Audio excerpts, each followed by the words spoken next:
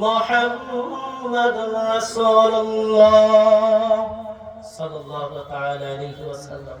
ওবা matching হয় না কি লাগা? হ্যাঁ,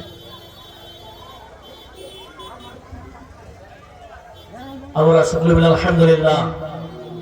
আমরা আজকে হযরত হুজুর শাহ রাহমাতুল্লাহি তাআলা আলাইহির ইসালে সওয়াব মাহফিলের আজকে তৃতীয় দিনে অর্থাৎ শেষ দিনে আমরা আজকে এই মাহফিলে বরকতময় মাহফিলে আসতে পেরে খুশি না বেজার?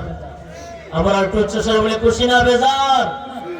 সকলে বলে আলহামদুলিল্লাহ।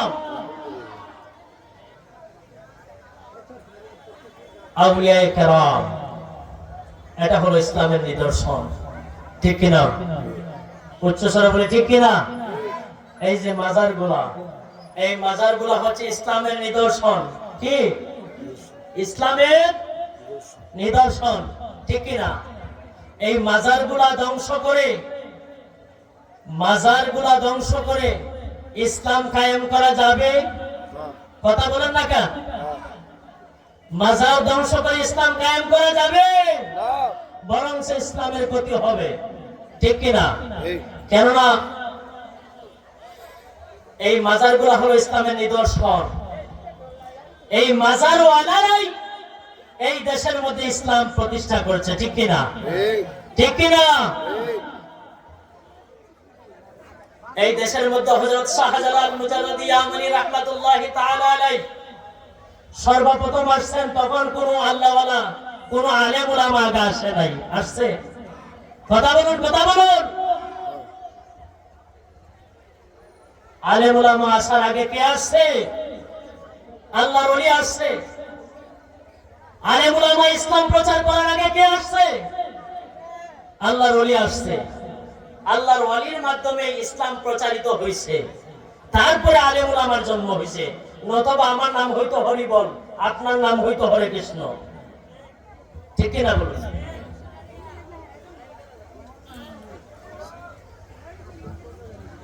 নতুবা এই হরে বল আর হরে কৃষ্ণই আমাদেরকে ডাকতো। আলেম হওয়া তো অনেক দূরের কথা। আল্লাহর ওলিরা এই জমিনে আসছে, ইসলাম প্রচার করছে, বিদায় আজকে আমরা মুসলমান। সুতরাং বাংলাদেশের মধ্যে মাজার ধ্বংস করে ইসলাম কায়েম করা যাবে না, ঠিক কিনা বলুন? সম্মানিত হাজিরিন, আমি পবিত্র কুরআনুল কারীমের সূরাতুল ইউনূস, সূরাতুল ইউনূসের ৬২, ৬৩ এবং ৬৪ নং আয়াত তেলাওয়াত করেছি। যতটুকু সময় আমি পাই কোরআন এবং হাদিস থেকে আলোচনা করার চেষ্টা করব ইনশাআল্লাহ। আমাদের বোঝার বিষয় আছে, ঠিক কিনা বলি? ঠিক কিনা? আমি শুরুতেই বলছি, এই বাংলাদেশের মধ্যে মাজারগুলো হলো ইসলামের নিদর্শন। আউলিয়ায়ে কেরামরা ইসলামের নিদর্শন। সেজন্য আমি এই আয়াতে কারিমা তিলাওয়াত করেছি। আল্লাহ রাব্বুল আলামিন যেন আমাদেরকে বোঝার তৌফিক দান করেন। সকলে বলে আল্লাহুম্মা আমিন। আজকের এই বরকতময় মাহফিলের সভাপতি মণ্ডলী যারা রয়েছেন তাদের নামটি আমি উল্লেখ করছি। হযরত মাওলানা ফারুকুল ইসলাম ফারুকী সাহেব, খতিব বারাই উত্তরপাড়া দারুস সালাম জামে মসজিদ, এবং জনাব মোহাম্মদ উমর ফারুক সরকার সাহেব, সভাপতি বারাই হুজুর শাহ রাহমাতুল্লাহি তাআলা আলাইহি দরবার শরীফ, এবং জনাব প্রফেসর হুমায়ুন কবির খান সাহেব, সাবেক সভাপতি বারাই হুজুর শাহ রাহমাতুল্লাহি তাআলা আলাইহি দরবার শরীফ, এবং অনেক সহসভাপতি মণ্ডলী রয়েছেন। প্রত্যেকের দীর্ঘ হায়াত কামনা করছি। সকলে বলে আল্লাহুম্মা আমিন। আমরা একটু উচ্চস্বরে বলি আল্লাহুম্মা আমিন। বিশেষ করে আজকে যারা আসবেন এই মাহফিলে, প্রধান আজকে তৃতীয় দিনের প্রধান বক্তা হযরত মাওলানা মুফতি মনিরুল ইসলাম মুরাদ সাহেব, এবং দ্বিতীয় বক্তা হলেন হযরত মাওলানা মুফতি জসিমউদ্দিন মুজাহিদ আন-নাজিরি সাহেব, এবং তৃতীয় হিসাবে যিনি থাকবেন হযরত মাওলানা কারি মাসুকুর রহমান রামপুরি সাহেব। আমরা প্রত্যেকে ওনাকে চিনি, ঠিক কিনা? আল্লাহ রাব্বুল আলামিন যেন আজকের এই মাহফিলকে কবুল করেন সকলে বলে আল্লাহুম্মা আমিন। আমি আপনারা মনোযোগ দিয়ে শুনবেন, যতটুকু সময় আমি পাই আমি আউলিয়ায়ে কেরামের শানে আমি যে আয়াতে কারিমা তিলাওয়াত করেছি আমাদের বোঝার দরকার আছে, ঠিক কি না? ঠিক কি না? এজন্য আমি যে আয়াতে কারিমা তিলাওয়াত করেছি আমি অন্তত চেষ্টা করব কোরআন এবং হাদিস থেকে যতটুকু সময় পাই আলোচনা করার। আল্লাহ যেন তৌফিক দান করেন, আল্লাহুম্মা আমিন। আল্লাহ রাব্বুল আলামিন বলেন, আলা ইন্না আউলিয়া আল্লাহি লা খাউফুন আলাইহিম ওয়া লা হুম ইয়াহজানুন। আল্লাহ রাব্বুল আলামিন বলছেন, ও হে জেনে রাখো ওলি আউলিয়াগণ তাদের কোনো ভয় নাই। সুবহানাল্লাহ বলি, কাদের ভয় নাই? কাদের ভয় নাই? ওলি আউলিয়াগণের। কাদের ভয় নাই? ওলি আউলিয়াগণের। আল্লাহ বলছেন ওলি আল্লাহগণের ভয় নাই। সুবহানাল্লাহ। তাহলে আমরা আউলিয়ায়ে কেরামের দরবারে যাইতে চাই কিনা? যার ভয় নাই, যেই ব্যক্তির ভয় নাই, ওই ভয় নাই ব্যক্তির কাছে আমরা যদি যাই, তাদের সংস্পর্শে যদি আমরা থাকি, তাহলে আমাদের ফায়দা হবে, ঠিক কি না? ঠিক কি না? তারপর আল্লাহ রাব্বুল আলামিন বলেন, আল্লাযীনা আমানু ওয়া কানু ইয়াত্তাকুন। যেহেতু আউলিয়ায়ে কেরামের দরজা, আউলিয়ায়ে কেরাম কিয়ামত পর্যন্ত ওলি আল্লাহর দরজা খোলা। সুবহানাল্লাহ। সুবহানাল্লাহ। কিয়ামত পর্যন্ত ওলি আল্লাহর দরজা খোলা। এখন আপনি ওলি হতে পারবেন, আমি ওলি হতে পারবো। পারবো কিনা? পারবো। তবে শর্ত হলো দুইটা। কয়টা শর্ত? কয়টা? দুইটা। আল্লাহ রাব্বুল আলামিন তারপরে আয়াতে বলেন, আল্লাযীনা আমানু ওয়া কানু ইয়াত্তাকুন। একটা হলো ঈমান আর দুই নম্বর হলো তাকওয়া। ভয়। সুবহানাল্লাহ বলি। একটা হলো তাকওয়া আর দুই নম্বর এই ঈমান আর দুই নম্বর কিটা? তাকওয়া। এই দুইটা বিষয় যার কাছে থাকবে তারা ওলি হতে পারবে। যারা আল্লাহর ওলি হয়ে গেছেন, যারা আল্লাহর ওলি হইছেন, তাদের ভিতরে এই দুইটা গুণ ছিল। কয়টা গুণ ছিল? এই দুইটা গুণ ছিল, যার কারণে তারা কি হইতে পারছেন? কি হইতে পারছেন? আল্লাহর ওলি হইতে পারছেন। প্রথম হলো ইল্লাল্লাযীনা আমানু, ঈমানওয়ালা, ঈমানদার হতে হবে, ঠিক কি না? ঈমানের সংজ্ঞায় ইমাম আবু হানিফা রাহমাতুল্লাহ বলেন, হুয়া তাসদীকু বিল জিনান ওয়াল ইকরারু বিল লিসান। একটা হলো অন্তর দিয়ে বিশ্বাস করা, আর একটা হলো মুখ দিয়ে স্বীকার করা। হযরত ইমাম গাজ্জালী রাহিমাহুল্লাহ বলেন, আল ঈমানু হুয়া তাসদীকুন নবী সাল্লাল্লাহু আলাইহি ওয়াসাল্লাম বিজামি'i মা জাআ বিহি। ইমাম গাজ্জালী রাহিমাহুল্লাহ বলেন, ইমাম গাজ্জালী রাহমাতুল্লাহি তাআলা আলাইহি বলেন, আল্লাহর হাবিব নূর নবী মুহাম্মদুর রাসূলুল্লাহ সাল্লাল্লাহু আলাইহি ওয়াসাল্লাম যে বিধান নিয়ে এসেছেন, যে বিধান নিয়ে এসেছেন সেই বিষয়ের উপর এবং আল্লাহর হাবিব সরকারে দু আলম নবী মুহাম্মদুর রাসূলুল্লাহ সাল্লাল্লাহু আলাইহি ওয়াসাল্লামের উপর ঈমান আনা। আল্লাহর হাবিব জানিয়ে এসেছেন সেই বিধান এবং আল্লাহর হাবিবের উপর ঈমান আনা।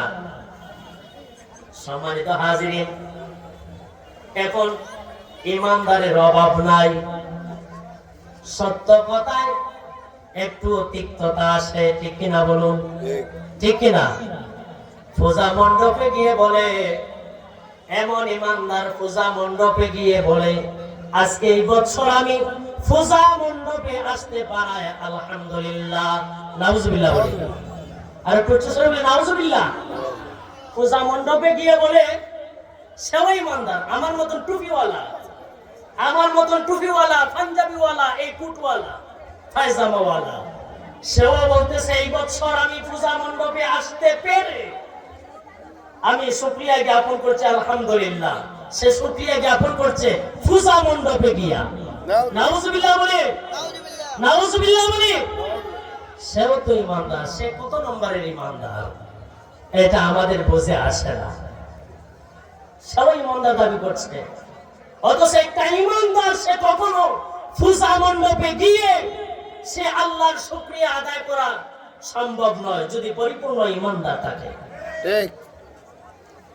কিন্তু আমরা তো বড় ইমানওয়ালা দাবি করি, পূজা মণ্ডপে গিয়ে বলি আলহামদুলিল্লাহ। উনি যে আসতে পারছে এতে উনি খুশি করছে কাকে? খুশি করছে কাকে? শয়তানকে। সম্মানিত হাজিরিন, আল্লাহ রাব্বুল আলামিন সূরাতুল হুজরাতের ঈমানের বর্ণনা দিচ্ছেন, ইন্নামাল মুমিনুনা আল্লাযীনা আমানু বিল্লাহি ওয়া রাসূলিহি সুম্মা লাম ইয়ারতাবু ওয়া জাহাদু বিআমওয়ালিহিম ওয়া আনফুসিহিম ফি সাবিলিল্লাহ উলাইকা হুমুস সাদিকুন।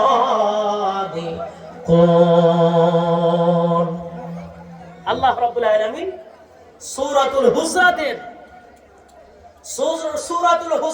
15 নম্বর আয়াতে আল্লাহ বলছেন, নিশ্চয় ঈমানদার মুমিন, ঈমানওয়ালা ব্যক্তি তারাই যারা ঈমান আনবে আল্লাহ এবং তার রাসূলের উপর। তাহলে প্রকৃত ঈমানদার কখনো পূজার অনুষ্ঠানে গিয়ে কখনো আলহামদুলিল্লাহ বর্ণনা করা সম্ভব? যাদের ভিতরে নড়চড় আছে তারারই এটা সম্ভব, ঠিক কিনা বলুন? না আমি কোনো ভুল বলেছি? আমি বলছি যতক্ষণ পর্যন্ত আলোচনা করব চেষ্টা করব কোরআন এবং হাদিস থেকে আলোচনা করার। আল্লাহ রাব্বুল আলামিন বলেন, ঈমান আনতে হবে আল্লাহর উপর, ওয়া রাসূলিহি, তার রাসূলের উপর, সুম্মা লাম ইয়ারতাবু, এবং সে বিষয়গুলোর উপর কোনো সন্দেহ পোষণ করবে না, বিআমওয়ালিহিম, তার সম্পদ দিয়ে আল্লাহর রাস্তায়, ওয়া আনফুসিহিম ফি সাবিলিল্লাহ, আল্লাহর রাস্তায় তার জীবন দিয়ে তার ধন দৌলত দিয়ে আল্লাহর রাস্তায় জিহাদ করবে। সুবহানাল্লাহ বলে। এটাই হলো ঈমানদার। এটাই কি ঈমানদার? তাহলে শর্ত হলো কি, যদি ওলিয়া উলিয়া কেউ হইতে হয় বা ওলিয়া আল্লাহরা যারা ওলি হইছেন তাদের মধ্যে এক নম্বরে ছিল ঈমান। কি ছিল? কি ছিল? এক নম্বরে ছিল ঈমান। সম্মানিত হাজিরিন, আল্লাহ রাব্বুল আলামিন সূরাতুল হাদীদের 28 নম্বর আয়াতে আল্লাহ রাব্বুল আলামিন বলেন, ইয়া আইয়ুহাল্লাযীনা আমানু তাকুল্লাহা ওয়া আমিনু বিরাসূলিহি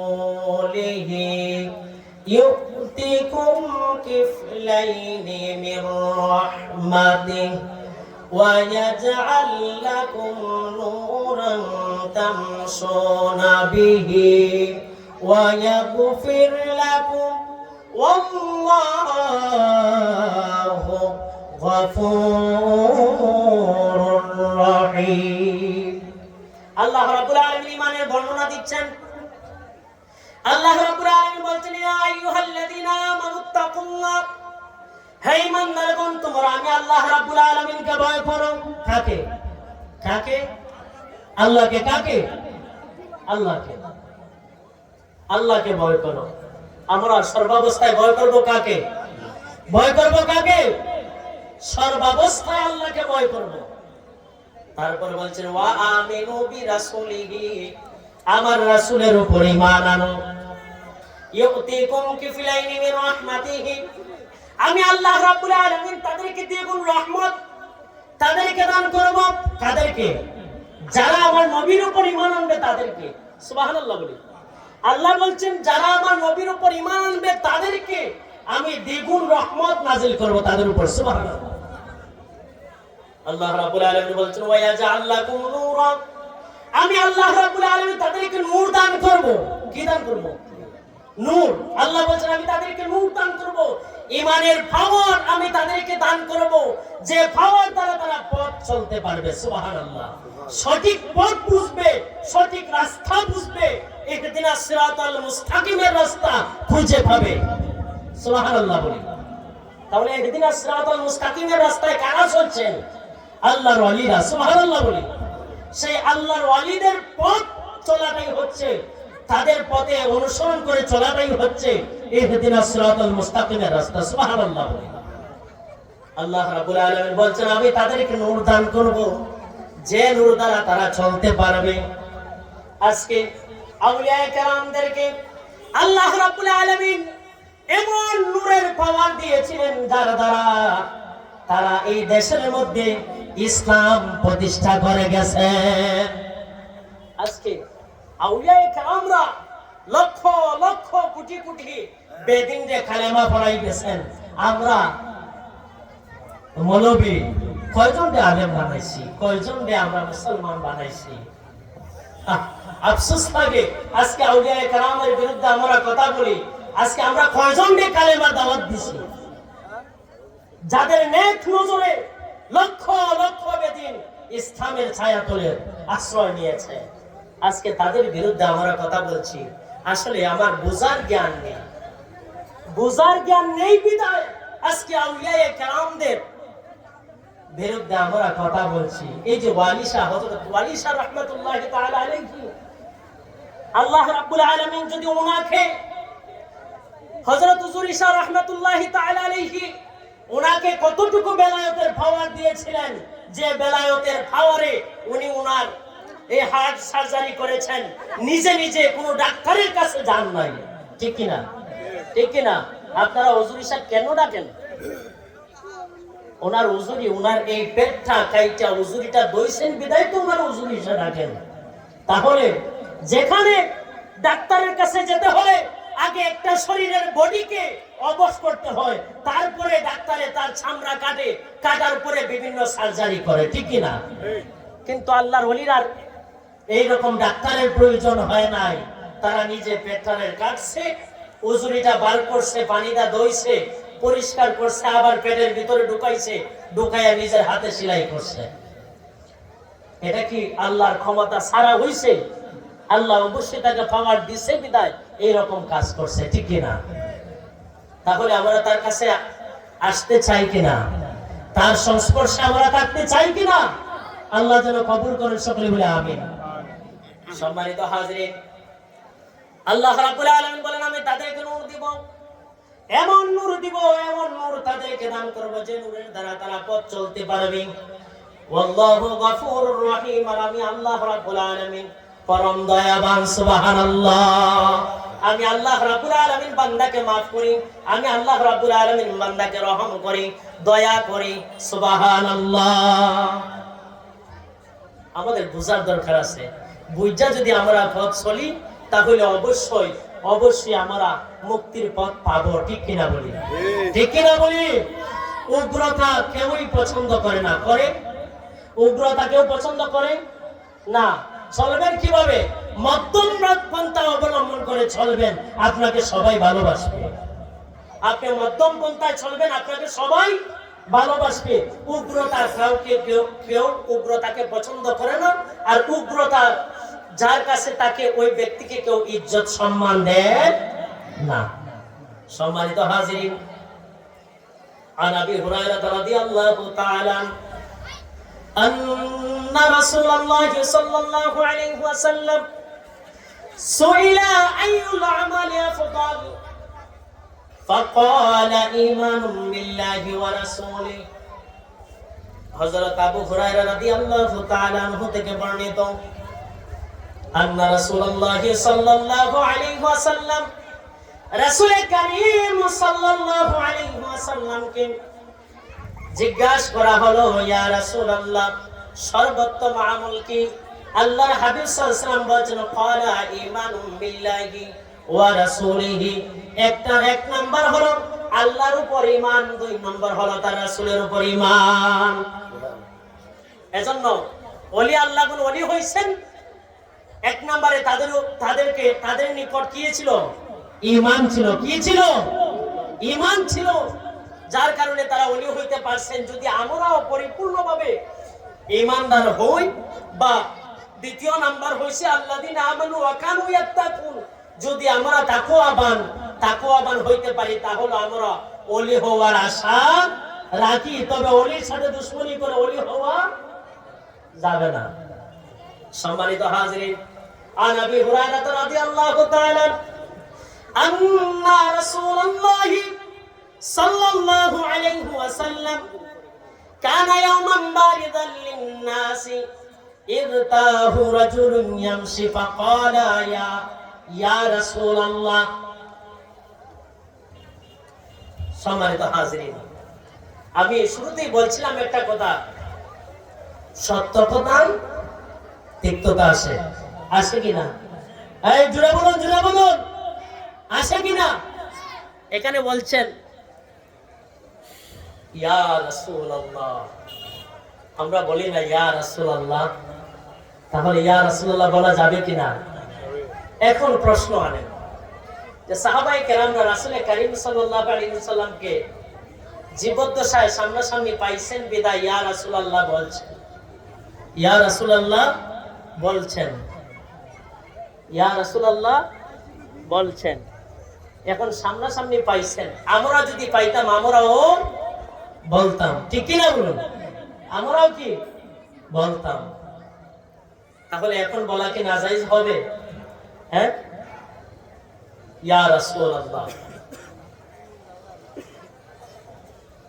আল্লাহর হাবিব সরকারে দো আলম নবী মুহাম্মদুর রাসূলুল্লাহ সাল্লাল্লাহু আলাইহি ওয়াসাল্লাম সাহাবায়ে কেরামদেরকে নিয়ে এক জায়গায় বসে আলোচনারত অবস্থায় তখন এক সাহাবী বললেন ইয়া রাসূলুল্লাহ ইযতাহু রাজুলুন ইয়ামশি ফাকালা ইয়া রাসূলুল্লাহ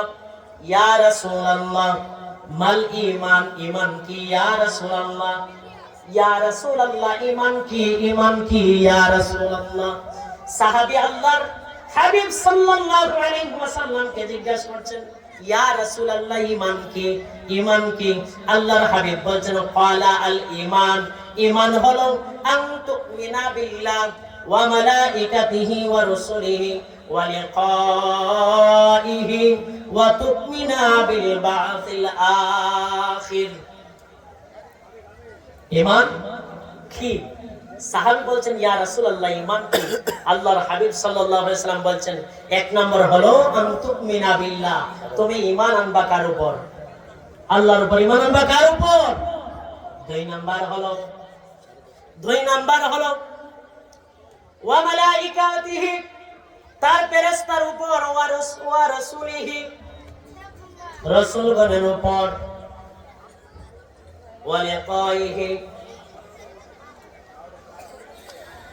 আল্লাহ রাব্বুল আলামিনের পক্ষ থেকে ভালো এবং মন্দ আসার উপর আপনি ঈমান আনবেন আপনি ইন্তেকাল করবেন ইন্তেকালের পরে আবার আপনাকে জীবিত করা হবে তার উপর ঈমান আনবেন সুবহানাল্লাহ বলেন ওয়াল আখির এবং আখিরাতের প্রতি ঈমান আনবে এটাই হলো ঈমান সুবহানাল্লাহ বলেন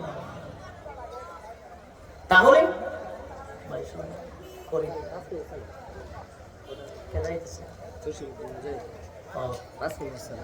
সম্মানিত হাজিরিন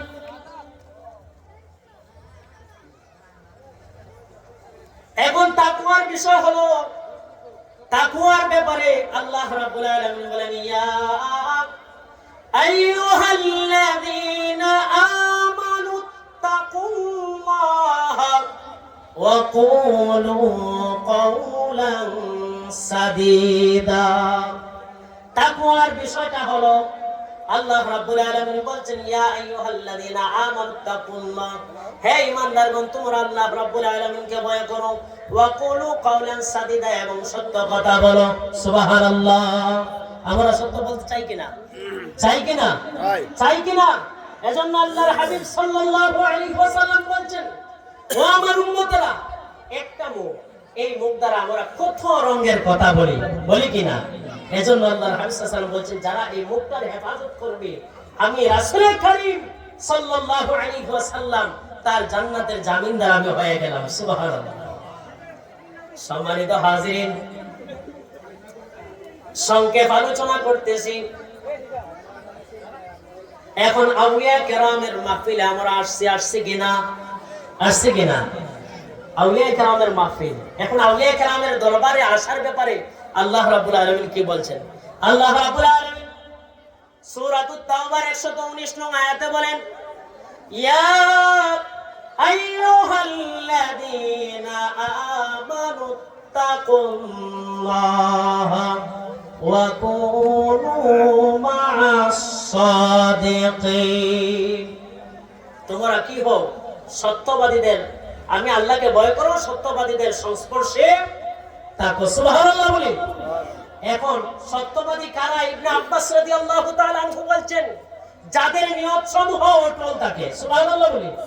যাদের নিয়ত সমূহ অটল থাকে। এখন সত্যবাদী কারা? আল্লাহওয়ালা কারা? আল্লাহর ওলি কারা? আমরা সহজ ভাষায় বুঝি, যার চেহারার দিকে তাকাইলে, যার চেহারার দিকে তাকাইলে আল্লাহ এবং তার রাসূলের কথা স্মরণ হয়, তিনি হলেন আল্লাহর ওলি। সুবহানাল্লাহ। এটা হলো সহজ ভাষা। যার চেহারার দিকে তাকাইলে আল্লাহর কথা স্মরণ হয়, আল্লাহর হাবিব সাল্লাল্লাহু আলাইহি ওয়াসাল্লামের কথা স্মরণ হয়, তিনি হলেন আল্লাহর ওলি। সুবহানাল্লাহ। সম্মানিত হাজিরিন, ওলি আল্লাহগণের সংস্পর্শে থাকলে একটা মুর্দা কলবওয়ালা জিন্দা কলবওয়ালা হয়ে যায়। সুবহানাল্লাহ বলি। সম্মানিত হাজিরিন, একটা হাদিস বলে শেষ করছি। আন আবি সাইয়্যিদিল হুদুরি রাদিয়াল্লাহু তাআলা আন্না নবী সাল্লাল্লাহু আলাইহি ওয়াসাল্লাম قال كان في من كان قبلكم رجل قتل 99 نفسا। আল্লাহর হাবিব সাল্লাল্লাহু আলাইহি ওয়াসাল্লাম থেকে বর্ণিত সেই হাদিসখানা বর্ণনা করতেছেন হযরত আবু সাঈদ খুদরি রাদিয়াল্লাহু তাআলা, যে সত্যবাদীদের সঙ্গে থাকলে যত বড় অপরাধী করে না কেন ওই ব্যক্তিটা মুক্তি পায়। সুবহানাল্লাহ বলি। সুবহানাল্লাহ বলি। সুবহানাল্লাহ বলি। সত্যবাদীদের সংস্পর্শে থাকলে কি হয়? মুক্তি পায়। হযরত আবু সাঈদ খুদরি রাদিয়াল্লাহু তাআলা থেকে বর্ণিত, তিনি বলেন, আল্লাহর হাবিব সাল্লাল্লাহু আলাইহি ওয়াসাল্লাম বলছেন, পূর্ব যুগের এক ব্যক্তি 99টা খুন করছে। কয়টা খুন করছে? এটা বানানো কথা নয়। কয়টা খুন করছে? 99টা খুন করছে। এখন ওই লোকটা জগতে বিখ্যাত একজন অলির সন্ধানে বের হলো, তাকে একজন পাদ্রীকে দেখিয়ে দেওয়া হলো। কি হলো? فسأل عن أعلم أهل الأرض فدل على راهب। জগতের একজন বিজ্ঞ পাদ্রীকে দেখিয়ে দেওয়া হলো। ওই পাদ্রীর কাছে গিয়ে বলল, আমি 99টা খুন করেছি, হত্যাকাণ্ড করেছি, আমার কি কোনো তওবার কোনো সুযোগ আছে? ফাহাল্লাহু মিন তাওবা, আমার তওবা করার কোনো সুযোগ আছে? সে বলল, লা, তোমার তওবা করার কোনো সুযোগ নাই। যে ব্যক্তিটা 99টা হত্যা করেছে সে কি করলো? ফাকাতালাহু, আবার ওই পাদ্রীকেও হত্যা করলো। পাদ্রীকে হত্যা করলো। তাহলে তার হত্যা কয়টা হইছে? কয়টা হইছে? কয়টা হইছে? সেটা হাদিস। 99টা কুল করার পরে পাদ্রীর কাছে আসছে, জিজ্ঞাসা করছে তওবা করার কোনো সুযোগ আছে না নাই? সে বলছে তওবা লা